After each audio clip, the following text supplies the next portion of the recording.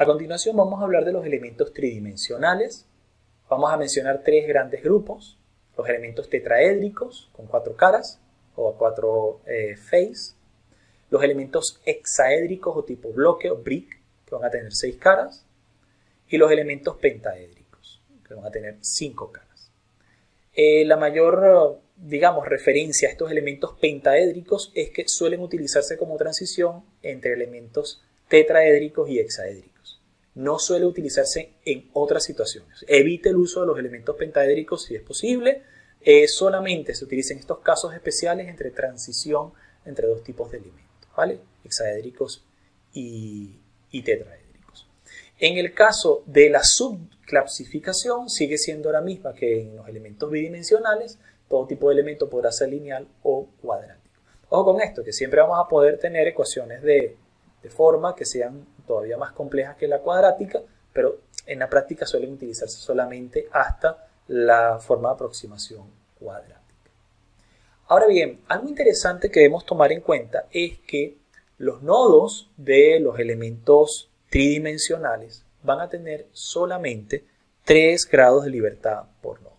Entonces son 3 grados de libertad por nodo, donde vamos a tener traslaciones en X, Y y Z. No vamos a tener rotaciones. Si ustedes recuerdan, cuando programamos los elementos tetraédricos, un elemento tetraédrico, nosotros simplemente utilizamos traslaciones. Las rotaciones van a venir dadas luego de solucionar el campo de traslación, o el campo de deformación, en función del movimiento relativo entre los nodos. Por lo tanto, no necesitamos 6 grados de libertad por nodo, sino solamente 3. Sin embargo, obviamente, debido a que tenemos mayor cantidad de nodos por cada elemento, por lo menos 4 nodos en el elemento tetraédrico mínimo, vamos a tener un mayor número de grados de libertad. Por ejemplo, un elemento tetraédrico lineal va a tener al menos 12 grados de libertad, 3 por 4, 12. Obviamente, si es cuadrático, ya va a tener 30 grados de libertad. Y un elemento lineal de 8 nodos va a tener 24 grados de libertad. Lo que quiere decir que computacionalmente son más costosos. Es decir, porque tenemos mayor grado de libertad, lo cual aumenta las variables de estado. ¿Sí? Las ecuaciones se vuelven cada vez más grandes, mayor cantidad de ecuaciones. Entonces, esto hay que tenerlo en cuenta. Uno solamente va a modelar en tercera dimensión cuando es necesario, ¿sí? Porque implica un costo computacional. A pesar de que tenemos menor cantidad de grados de libertad por nodo, la cantidad de nodos aumenta y esto sin duda hace que la solución sea más pesada. Ahora, el punto que queremos acá recalcar, al menos en esta lámina, es que el recordar que solamente hay 3 grados de libertad por nodo, tenemos que entender que afecta la manera en que aplicamos ciertas cargas, porque podemos generar singularidades en nuestro modelo. ¿Qué queremos decir con esto? Bueno, vamos a hacer una pequeña pausa, vamos a movernos a un software para verlo de forma práctica. En este caso, lo que hicimos fue modelar un cubo muy sencillo en Inventor Nastran, donde tenemos un cubo de 10 por 10 por 10 milímetros. Se ha aplicado una restricción en la parte inferior de movimiento total, está totalmente fijo en la parte inferior. Ahora, lo que vamos a hacer a continuación es aplicar una carga. Entonces vamos acá al sector de Loads y le vamos a decir aplica una carga. ¿Qué tipo de carga? Bueno, vamos a aplicar una carga de momento, para dejar claro que no hay rigidez rotacional en los nodos. Vamos a aplicar una carga de momento específicamente en este vértice, que aquí dice vértice 1, no en la cara. Vamos a limpiarlo solo en este vértice. Ahí está, solo en el vértice 1. Y voy a aplicarlo en dirección Y. Vamos a colocar acá 1000. Entonces tenemos un momento aplicado. ¿Qué vamos a esperar? Bueno, que obviamente acá hayan deformaciones en esta dirección, ¿no? Que todo esto se mueva en esta dirección rotando a partir de este nodo, ¿sí? Eso es lo que estamos esperando. Pero ¿qué pasa? Noten que estoy en un sistema elástico lineal. ¿Qué pasa si yo aplico la solución? Vamos a correrla. Él va generando acá la salida. Está empezando a hacer el mallado. Bueno, el mallado ya está realizado. Está empezando a crear el modelo matemático. Muy bien. Ya que ha sido procesado. Y bueno, ya terminó de hacer la ejecución. 100% completado. Vamos a ver los resultados. Y lo que queremos ver en este caso son los desplazamientos. El campo de desplazamientos. cuánto se movió. ¿Cuánto cree usted que puede haberse movido? Quizás en las cercanías de aplicación de la carga, o incluso si hubo una rotación del cuerpo rígido de esta carga. Vamos a verlo. ¿Cuánto es la cantidad de rotación? Hacemos notar que es 0. 0. O sea, la leyenda está cambiando de 0 a 0. Aquí no hubo en absoluto rotación. Pero un momento, nosotros aplicamos una carga, de momento, en este nodo. Ahí está aplicada. Y si revisamos, vamos a hacer doble clic sobre la carga, sí, la carga tiene un valor, newton milímetro. Entonces, ¿por qué no hubo al menos un poco de rotación? La razón es precisamente la que acabamos de explicar. Porque estamos haciendo una aplicación de una carga nodal. Y en un nodo no hay rigidez de rotación. No hay rigidez rotacional. Solamente hay 3 grados de libertad por nodo que son traslacionales. Por lo tanto, si usted trata de aplicar una fuerza en un grado de libertad que no es compatible con los grados de traslación, no va a obtener ningún resultado. No hay rigidez aplicable. Vamos a hacer algo más. Vamos a intentar entonces no aplicar la carga en este nodo, sino vamos a aplicarla sobre toda esta arista. Entonces yo vengo por acá, borro la carga y le digo aplícala sobre la arista. Aquí está la arista, el edge. Volvemos a solucionar. Bien, está solucionando. En unos segundos nos vamos a ver a Nastran Output. Va a crear el modelo matemático. Esperemos algunos segundos. Bien, ya creó el modelo matemático. Y está empezando a solucionar. Está ensamblando la matriz de rigidez. Listo. Aquí nos dice que ya está generando el 100% de los resultados del archivo de resultados. Ok, ahora vamos a movernos de vuelta y ver si se produjo una rotación. Sigue sin producirse una rotación. ¿Por qué? Porque en un elemento lineal, igualmente el momento va a quedar distribuido entre todos los nodos. Y todos estos nodos, ninguno de ellos, mejor dicho, tiene rigidez rotacional. Por lo tanto, no hay momento. No hay momento aplicado y 0 deformación. Vamos a hacer una tercera prueba. Y ustedes dirán, bueno, pero ¿de qué sirve hacer una tercera prueba? Bueno, en el caso de las superficies existe un caso especial. En muchos software existe un método en el que no es que se va a aplicar un momento a cada nodo, sino que cuando se trate de una superficie, vamos a limpiarlo todo, sí que va a ser posible hacer una transformación de ese momento que en un principio estábamos aplicando en los nodos a través del movimiento relativo de estos elementos. Entonces, cuando se trata de superficie, Nastran va a tener un sistema interno para convertir esa carga, que en principio sería incompatible con los grados de libertad, y hacerla compatible. Entonces, ahora sí, vamos a aplicar una rotación de 1000. Resolvemos. Ahí se está creando nuevamente el modelo. Vamos a esperar algunos segundos. Ahí está, lo está creando. Perfecto. Ya hizo el preprocesado de la geometría. Está ensamblando la matriz de rigidez global. Está resolviendo los desplazamientos. Aquí está generando el archivo de resultados. Perfecto, ya ha terminado. Pero ahora, ¿qué pasa cuando vemos el campo de desplazamientos luego que termina el cálculo? Decimos OK.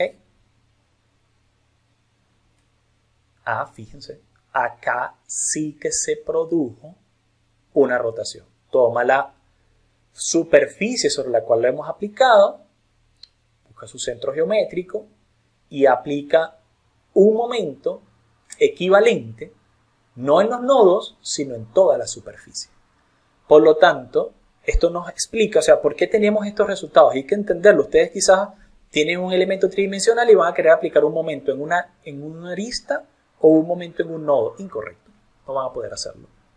No es adecuado que ustedes hagan ese tipo de aplicación de carga porque hay que entender cuáles son los grados de libertad del elemento. Vamos a hacer lo mismo dentro de ANSYS. Noten que en este caso también hemos creado una geometría muy sencilla en el que se ha establecido una superficie de soporte en la parte interior y exactamente de 10 por 10 milímetros. Ahora nosotros vamos a venir acá, vamos a insertar una carga, bueno, simplemente lo voy a insertar por acá arriba de momento. Muy bien. en el que voy a seleccionar un nodo, este vértice, le digo aplicar, vamos a hacerlo de forma de componentes y en dirección Y. Vamos a aplicar 1000. En este caso estoy trabajando unidades imperiales, pero es igual, ¿ok? O sea, simplemente en el nodo. Ahora, ¿qué pasa si yo le digo solucionar? ¿Vale?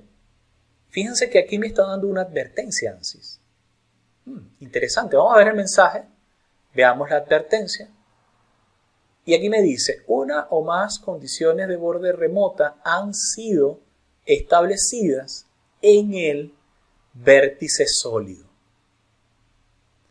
Entonces, se fue utilizado la rigidez de viga para conectar ese punto de vértice con el momento. ¿Qué me está diciendo? Me está diciendo que nosotros tuvimos, dice ANSYS, tuvimos que agregar un elemento extra tipo viga para poder aplicar el momento, porque un elemento tridimensional no posee rigidez rotacional en su nodo, obviamente. Entonces, no es que él no va a aplicar la carga, sí que la va a aplicar. ANSYS es un poco más inteligente en este aspecto, pero me está advirtiendo que al aplicarla tuvo que generar un elemento nuevo. Entonces, ahora fíjense, vamos a insertar la deformación total. Vamos a decirle que evalúe este resultado y fíjense, sí que lo evaluó. Vamos a mostrarlo de forma exacta. Bueno, aquí obviamente la deformación fue exagerada, pero sí que hubo una deformación, ¿vale? De 0.14 pulgadas justo en esta carga. O sea, sí se aplicó la carga. ¿Qué pasa si nosotros aplicamos el momento en una línea? Aplica por igual. Es decir, él igualmente va a establecer un sistema equitativo a través de elementos secundarios que son utilizados para transmitirlo. Recuerden entonces, digamos, lo que queremos acá enfatizar es, yo no le voy a decir este elemento, sino ahora esta arista, ¿vale? Es que ANSYS es un poco más robusto a este respecto. Si yo le doy acá a solucionar,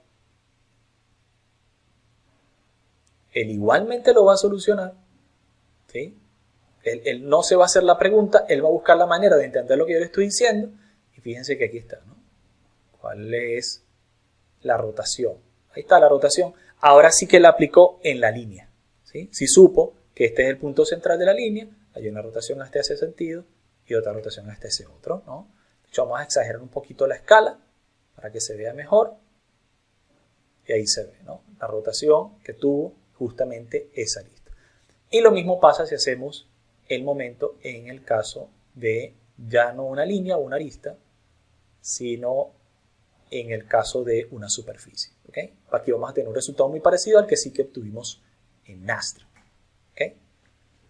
Pero lo que queremos ilustrar con esto son tener en cuenta que cuando tenemos elementos tridimensionales, los grados de libertad de esos elementos tridimensionales son solamente 3 por nodo y que obviamente eso va a afectar nuestra solución. Aquí tenemos una solución muy parecida a lo que veíamos en Nastran. Ok, vamos a volver un momento a Nastran. ¿Sí? Y fíjense que hasta este punto nosotros hemos estado realizando un análisis lineal y no nos daba un error, simplemente no aplicaba la carga. Pero ojo con esto, que cuando nos enfrentemos a análisis no lineales, sí que va a dar un error.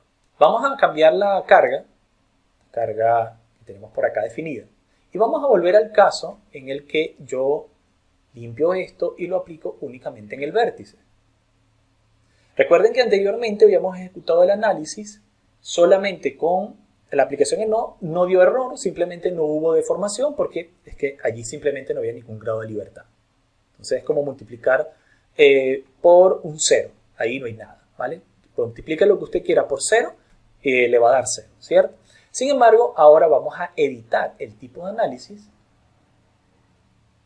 Este análisis ahora lo vamos a hacer no lineal. Presionamos OK y tratamos de solucionar. Noten que va a repetir el proceso de creación del modelo matemático y así por el estilo, pero nos va a dar una advertencia muy interesante. ¿Okay? Aquí está ejecutando un proceso pues, homólogo, de la misma manera que se hizo en un análisis estático lineal, pero acá dice que es no lineal. Perfecto. Acá se está factorizando la matriz de rigidez.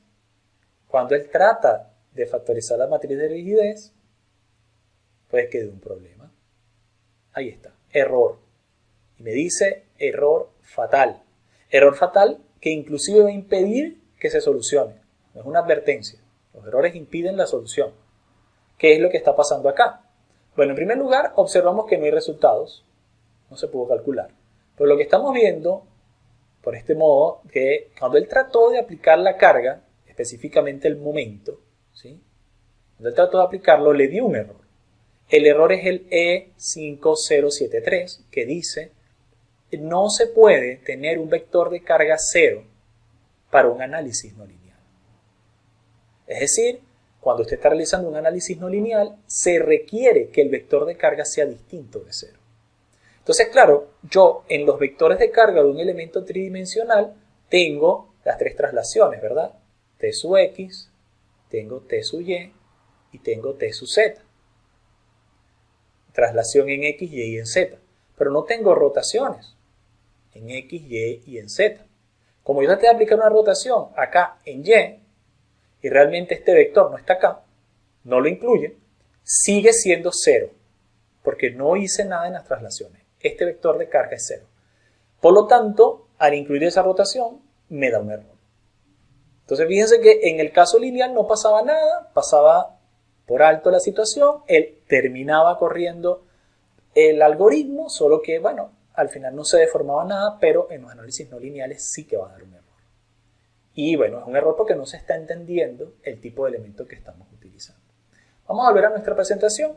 Luego en unos segundos más vamos a volver a hacer un ejercicio desde cero para ver la diferencia principal entre elementos lineales, cuadráticos, tetraédricos y hexaédricos. ¿Ok?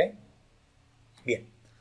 Entonces, típicamente, aunque el comportamiento de los elementos tetraédricos disponibles en los software de elementos finitos se ha mejorado razonablemente con el tiempo, ha mejorado mucho la verdad, sigue siendo mejor no utilizarlos para modelar estructuras de paredes delgadas, porque la alta relación entre la rigidez y la extensión en la dirección normal y la rigidez efectiva en corte transversal puede producir resultados incorrectos. Nuevamente estamos empezando a hablar, cuando se trata de elementos muy delgados que tratamos de modelarlo en forma tridimensional, por alguna razón no estamos utilizando un elemento bidimensional.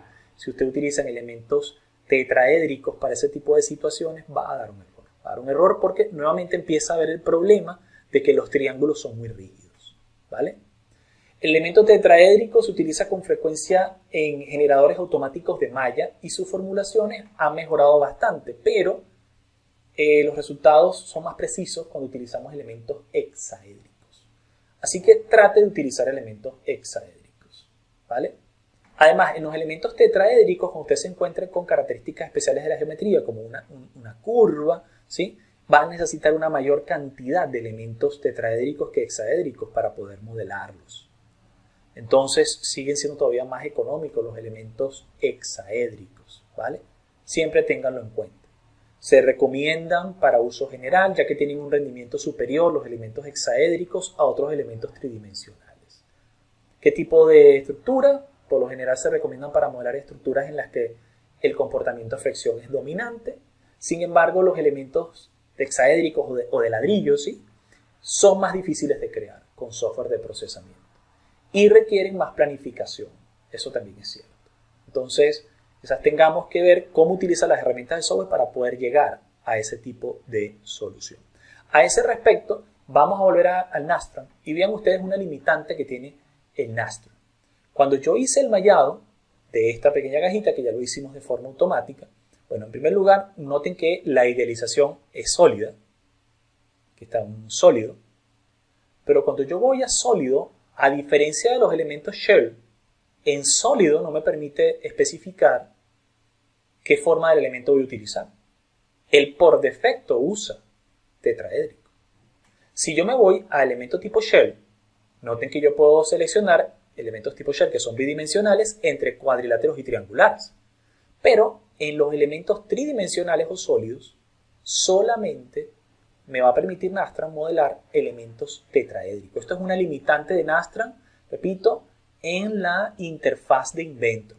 Porque si ustedes utilizan el código como tal de Nastran, ¿sí? Que pueden incluirlo por el Nastran file, y generan todos los nodos de los elementos hexaédricos y van creando los elementos uno por uno, pues no van a tener ningún problema. O sea, al final de cuentas, el motor sí tiene la capacidad, solo que no ha sido implementado hasta el momento dicha capacidad desde la interfaz de usuario de Inventor Nastran. ¿Okay? Entonces, no es que el código no lo permita, el código interno, el motor interno de cálculo de Nastran sí lo permite. Tiene elementos hexaédricos totalmente programados, pero en la interfaz actualmente no está la opción. ¿Sí? Entonces, eso es una limitante. Por lo general, esto simplemente lo solucionamos aumentando la densidad de malla en las partes curvas y bueno, hay que tener un mallado un poco más denso porque no tenemos acceso al mallado hexaédrico o de tipo bloque. ¿Qué pasa en el caso de ANSYS? Bueno, obviamente es mucho más potente y yo acá sí que puedo obligar a los elementos hexaédricos a existir. En este caso lo hace de forma automática porque él está percibiendo que esto es un elemento cubo, es un cubo, entonces él dice la forma más adecuada para acá es simplemente hacer un mallado hexaédrico, ¿ok? Tipo bloque.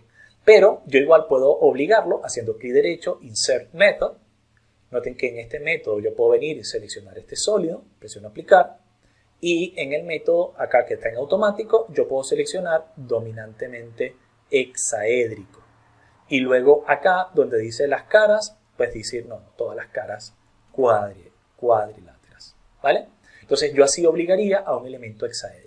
También podría obligar un elemento tetraédrico, aunque por defecto lo está mallando hexaédrico.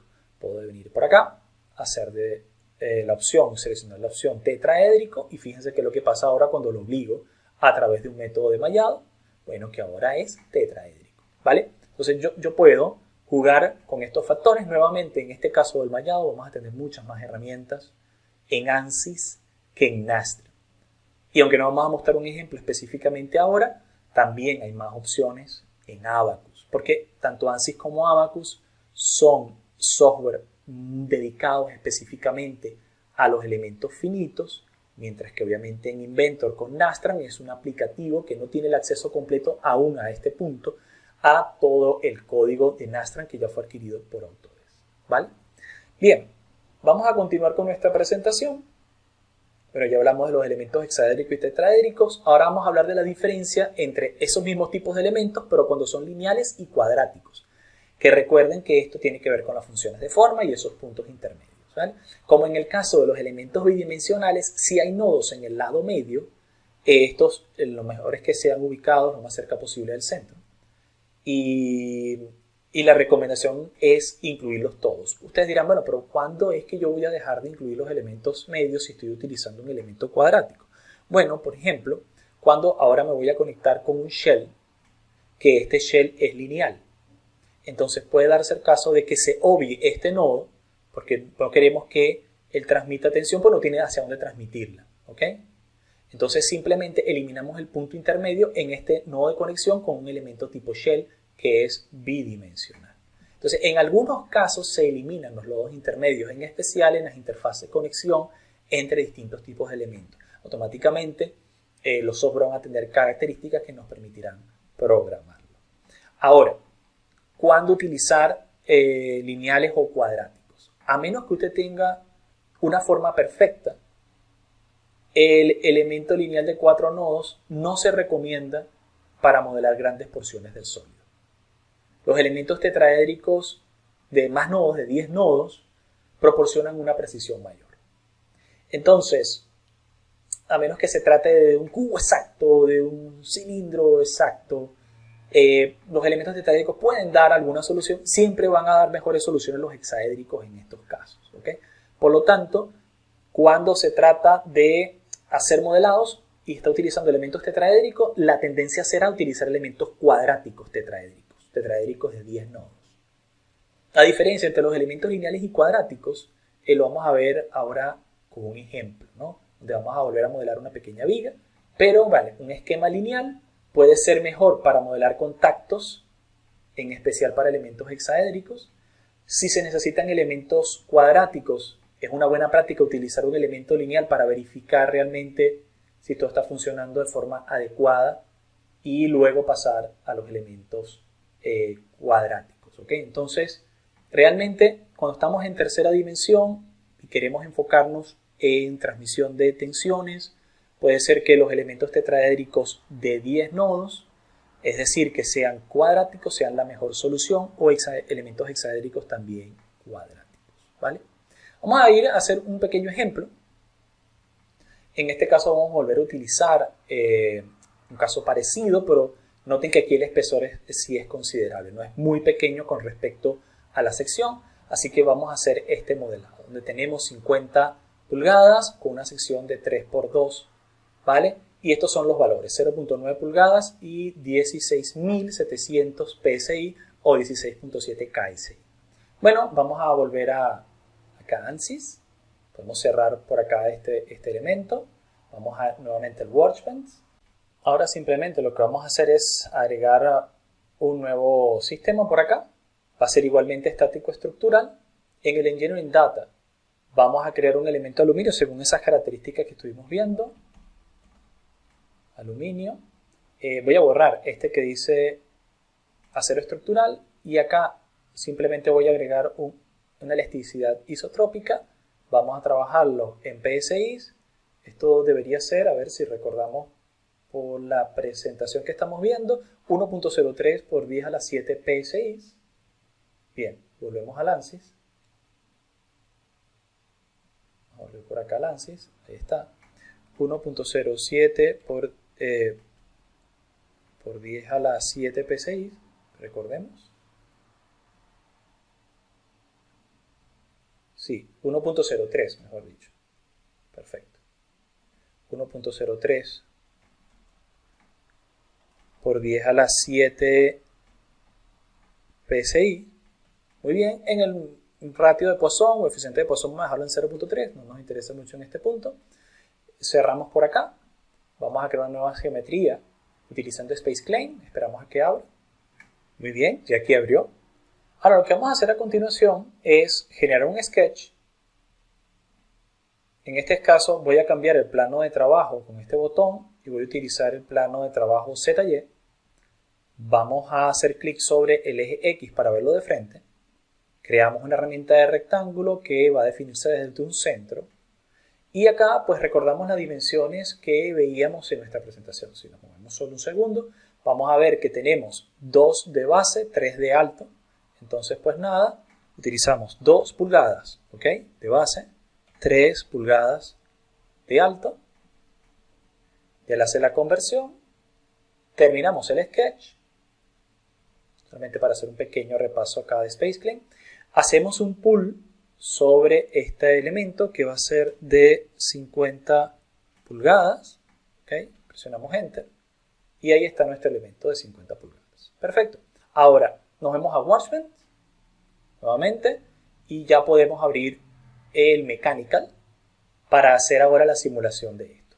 Volvamos solo un segundo a la presentación mientras el Mechanical carga y hemos de recordar que esto está totalmente bloqueado para movimiento en uno de los extremos, ni traslaciones ni rotaciones, y que va a tener una fuerza aplicada de 1000 libras en el extremo opuesto o libre, ¿no? Y estas son las dimensiones. Entonces, bueno, luego de algunos segundos, abre para nosotros el Mechanical y esperemos a que cargue la geometría.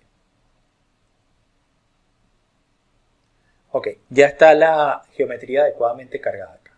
¿Okay? Bien, entonces este es el Z. En primer lugar, vamos a irnos a estático estructural para generar un soporte fijo en este borde. Va muy bien. Ahora vamos a aplicar también una carga de 1000 libras por fuerza de 1000 libras en esta superficie. Entonces yo le voy a decir ya no por vector sino por componentes en dirección Z negativo 1000. Eso es precisamente lo que queremos modelar. Ahora, la prueba que vamos a hacer acá ya no es una comparación entre un tipo de elemento, como hicimos en el ejercicio anterior, cuadrático triangular, sino que acá nos vamos a enfocar más bien es en la función de forma, en el orden del elemento. ¿Ok? En el orden del elemento. Eso es lo que queremos realmente acá comparar. Entonces, fíjense, para poder verificar que el orden sea el adecuado, y además que esto se malla a través de un elemento tetraédrico, vamos a empezar con un mallado tetraédrico, ¿ok? Entonces, en primer lugar, vamos a crear con clic derecho, insertar método, un método por selección de sólido de todo este elemento, en el que el método de mallado será tetraedro. Eso va muy bien. Ahora vamos a insertar también un método de tamaño, aplicamos para este modo. El tamaño del elemento con el que vamos a empezar va a ser de 3 pulgadas, 3 inches. Va muy bien. Vamos a incluir la deformación total y vamos a incluir el esfuerzo en dirección normal, dirección X. Perfecto. Muy bien. Entonces, hasta este punto tenemos básicamente nuestro modelo creado. Pero otro punto antes de poder solucionarlo. Y es que acá, en el tipo de mallado, vamos a seleccionar en primer lugar un elemento lineal. Y queremos hacer la comparación entre estos dos elementos. Entonces generamos la malla, me genera este mallado muy simple, tetraédrico. Vamos a solucionar, estático estructural, y solucionamos.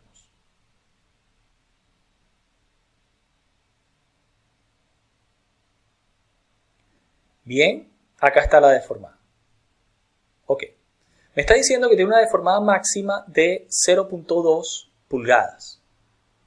Cuando, si volvemos acá a la presentación, debería ser de 0.9 pulgadas. De 0.9 pulgadas. Si volvemos al ANSYS, vamos a ver que la tensión normal que me está dando máxima es 2678 PSI. Si volvemos a la presentación, esto tendría que estar por los 16.700. Entonces, obviamente estamos muy lejos realmente de obtener la solución. Vamos a hacer un pequeño cambio, porque lo que queremos comparar acá ya no es el tipo de elementos, seguiremos con tetraédricos, pero ahora le vamos a decir, mira, ya no lineal, sino que por favor utilice un sistema cuadrático, ¿vale? Entonces, actualizamos la malla, está actualizada, solucionamos y esperamos unos segundos a que ejecute la solución. Ahí está el 85% del modelo matemático. Listo, la he evaluado. Vamos a la deformación total. Fíjense que aquí cambia drásticamente. Fíjense que si nosotros comparamos lo que estábamos buscando, que recuerden era 0.9 pulgadas, ahora estamos prácticamente en esas 0.9 pulgadas, 0.89. Ahora vamos a el factor de carga, es decir, la tensión que es de 16.700 PSI, y aquí estamos obteniendo 17.700, pero es mucho más cerca. En este cambio, tal como habíamos visto en la comparación anterior para elementos bidimensionales, ya no es un cambio de forma. Seguimos utilizando el mismo tipo de elemento tetraédrico. Lo que estamos viendo acá es el efecto de la función de forma. El efecto de si estamos utilizando elementos lineales o elementos cuadráticos. Entonces, por lo general, va a funcionar mejor los elementos cuadráticos cuando estamos trabajando con tetraedros y también funciona mejor con hexaedros. Pero repetimos, por lo general obtenemos mejores soluciones con elementos hexaédricos, no solamente tetraédricos. Y bueno, ya para finalizar, algo que queremos recalcar, volviendo ya a la presentación, es que, como habíamos visto en el slide anterior, vamos a preferir los elementos hexaédricos, los elementos tetraédricos, aunque en este caso vimos cómo mejoró considerablemente cuando cambiamos la forma de las ecuaciones de forma, ¿sí?, a cuadrática. Sin embargo, vean que en el caso de las tensiones todavía estábamos alejados. Y eso lo recordamos que lo hablamos en esta lámina cuando dijimos que vamos a necesitar, cuando se trate de geometrías particulares o curvaturas, cuando se trate de concentración de tensiones, que realmente estos elementos tetraédricos sean mallados con mayor menudencia, con un tamaño menor del elemento finito. ¿Okay? Entonces, típicamente, para mejorar ese resultado que habíamos visto en ANSYS, en lo que tiene que ver con las tensiones, las deformaciones prácticamente estaban solucionadas, pero lo que tiene que ver con las tensiones necesitarían mayor cantidad de elementos tetraédricos. En esos puntos sería necesario utilizar más elementos tetraédricos. En el caso de Nastran, donde solamente se pueden utilizar elementos tetraédricos bajo la interfaz de Inventor, pues sería importante hacer un mallado más exquisito allí, más refinado. Y en el caso de ANSYS, pues quedaría ya de su parte que prueben con elementos hexaédricos a ver qué tal se producen, y les invitamos por favor a que lo hagan, esa concentración de tensión.